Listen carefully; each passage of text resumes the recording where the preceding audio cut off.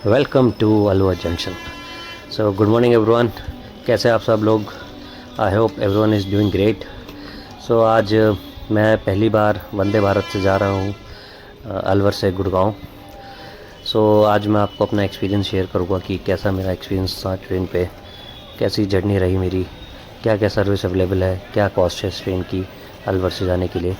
सो आप ये देख सकते हैं मैं स्टेशन एंटर हो चुका हूँ। ये है बालाकला अलवर का फेमस, ये स्पॉटेड डियर है जो कि सर इसका में दिखते हैं काफ़ी। ये सिटी पैलेस है और वो आगे अजबगढ़ भानगढ़ है जो most haunted place in India कहा जाता है इसको। सो ये स्टेशन पे मैंने नोटिस किया कि सारे स्टेशन पे इंडिया के ये पेंटिंग्स होती है, तो जो भी टूरिस्ट आता है उनको इन पेंटिंग से पता चल सकता है कि कौन कौन सा मेन प्लेसेस टू विज़िट, जो tourist places to visit in the city है।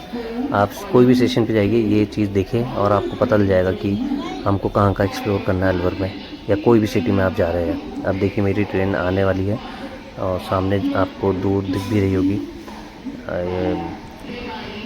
ये देखिए इंडियन रेलवे का एक छोटा ट्रेन चल रहा है और ये देखिए मेरी ट्रेन आ चुकी है। आपको सच बताऊँ, ट्रेन को देख के तो ऐसा लग रहा है कि कहीं मैं फ़ॉरेन में आ गया हूँ।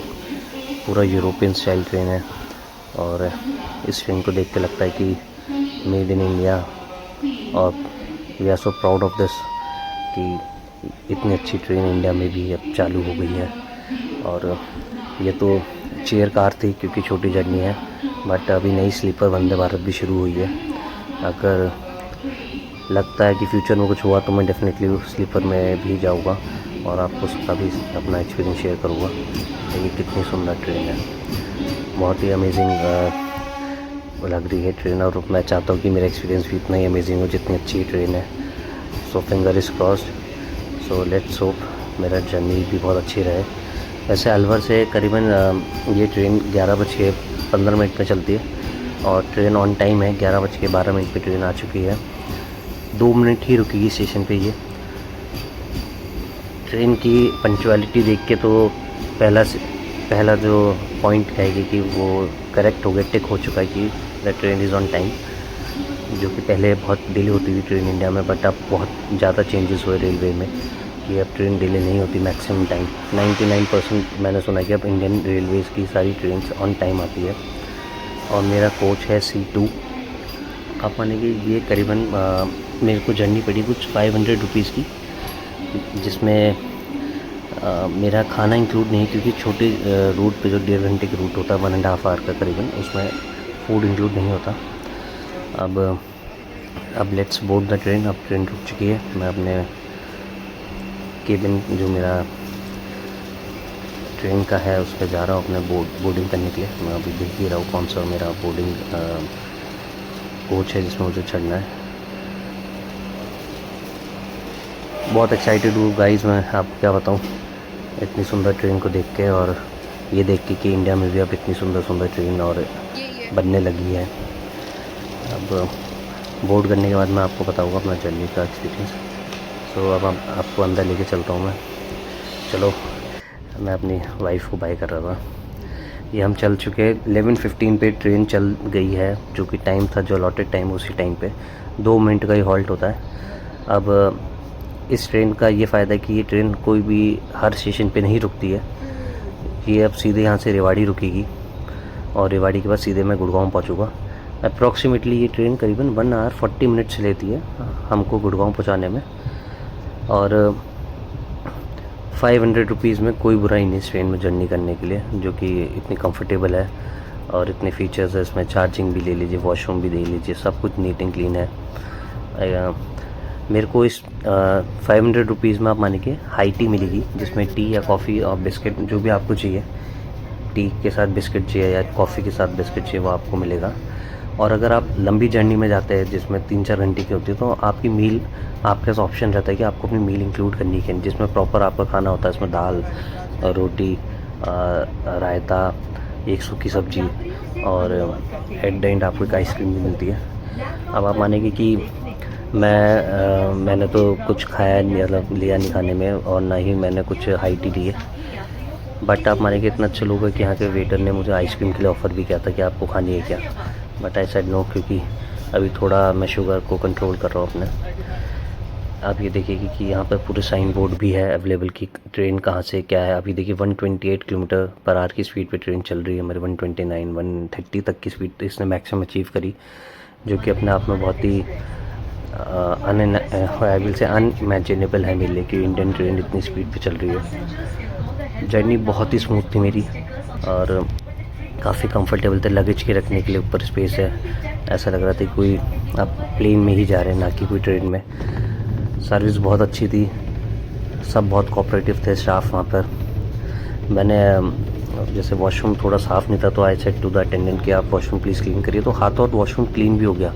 अब देखिए इतना लगा नहीं कि मुझे कि मैं इंडियन रेलवे में चल रहा हूँ, इतनी फास्ट सर्विस और बिल्कुल क्लीन करके साफ़ करके पूरा पानी वाइप आउट करके सारा पोछा मार के मुझे दोबारा वॉशरूम क्लीन करके उन्होंने दिया। सो मेरा तो बहुत अच्छा एक्सपीरियंस है। मैं तो बहुत ही ज़्यादा ही खुश हूँ कि इंडियन रेलवे की तरक्की देखते हुए। अब ये देखिए हम रेवाड़ी के पास कहीं अभी चल रहे हैं, रेवाड़ी के इंडस्ट्रियल एरिया सा लग रहा है मुझे कुछ। और रेवाड़ी हम करीबन 45 से 50 मिनट्स में पहुंच जाएंगे, जिस स्पीड से हम ट्रेन ये चल रही है।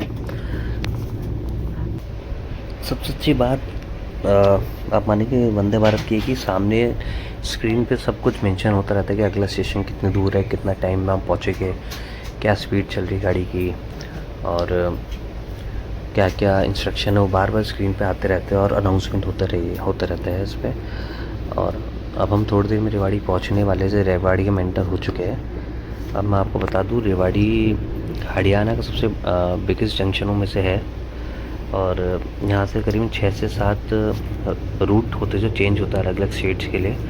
सो रेवाड़ी काफ़ी इंपॉर्टेंस रखता है इंडियन रेलवे के लिए अपना आप में, क्योंकि एक तो करीबन यहाँ पर 8 प्लेटफॉर्म है और 14 ट्रैक है, 14 ट्रैक है यहाँ पे टोटल।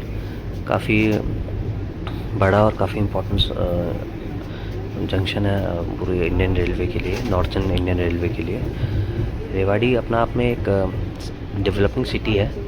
इंडस्ट्रियल वाइज आप देखें तो काफ़ी ग्रोइंग है यहाँ पर, काफ़ी बूम है इंडस्ट्रीज़ का। ये देखिए फाटक, कितने सालों बाद फाटक दिखा है। अब तो फाटक ही सारे, हमारे अलवर से तो फाटक चले ही गए, सारे जगह फ्लाईओवर बन चुके हैं। मुश्किल से मेरे को इतना आइडिया 2-3 जगह ही फाटक है और करीबन जो जगह मेजर फाटक थे जहाँ पर ट्रैफिक लगता था गवर्नमेंट ने फ्लाईओवर बना दिए। मेजरली आप मानिए अलवर में मेरे ख्याल से 6-7 फ्लाईओवर बन चुके हैं, जिससे काफ़ी ट्रैफिक भी कंट्रोल हुआ है। आप मानेंगे लोगों को भी काफ़ी इजी हुआ है, क्योंकि टाइम बहुत लगता था पहले फाटक पे, अब वो सब कुछ हट चुका है अलवर से। तो अब 2-3 रह गए जो पुराने फाटक है, अदरवाइज़ जो मेजॉरिटी है वहाँ पर सब जगह फ्लाईओवर बन चुके हैं अलवर में तो। और जितने मेरी नॉलेज में ऑल ओवर इंडिया ही का सब जगह फ्लाईओवर बन चुके हैं और ये काफ़ी अच्छा इनिशिएटिव है गवर्नमेंट का।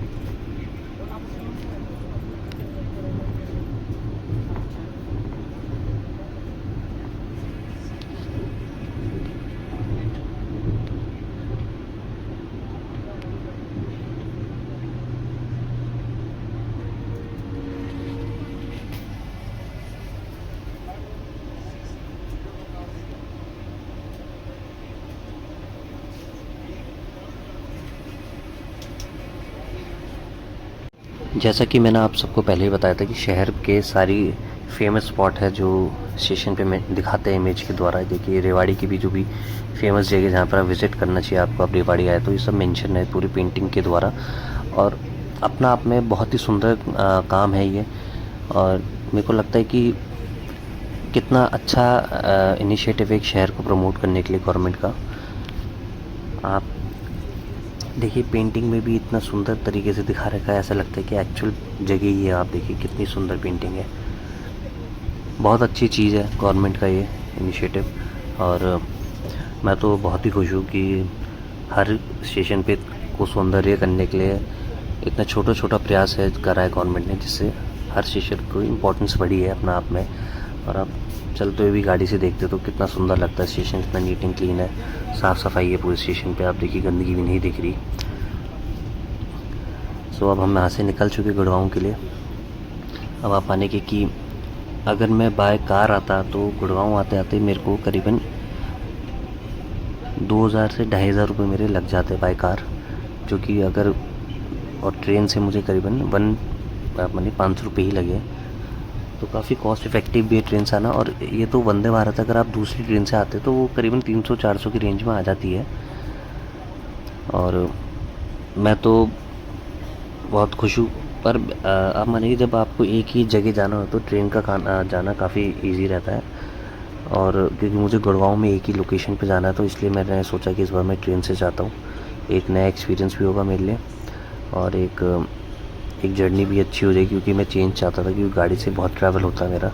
तो मैं चाहता कि थोड़ा चेंज ओवर भी हो मेरे लिए, क्योंकि बैठे बैठे थक जाते गाड़ी में। ट्रेन में तो क्या फ़ायदा है कि आप ट्रैवल भी कर सकते हैं, रोम अराउंड भी कर सकते हैं, चाय नाश्ता भी कर सकते हैं और लोगों से बात कर सकते हैं। आपका बिल्कुल कंफर्टेबली आप जाते हैं ट्रेन में, ना कोई हेक्टिक रहता है कि आपको रोड पे ध्यान रखना है।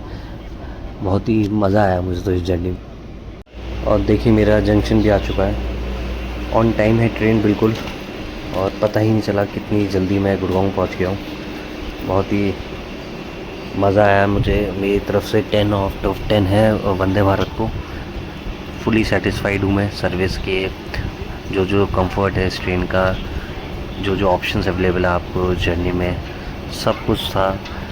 कोई फ़्लाइट से कम नहीं लगा मुझे एक्सपीरियंस अपना अपने इस जगह का, इस ट्रेन में। So guys don't forget to like and subscribe my channel. और आपको कुछ भी लगता है, कुछ पूछना है तो do let me know in the comment box below.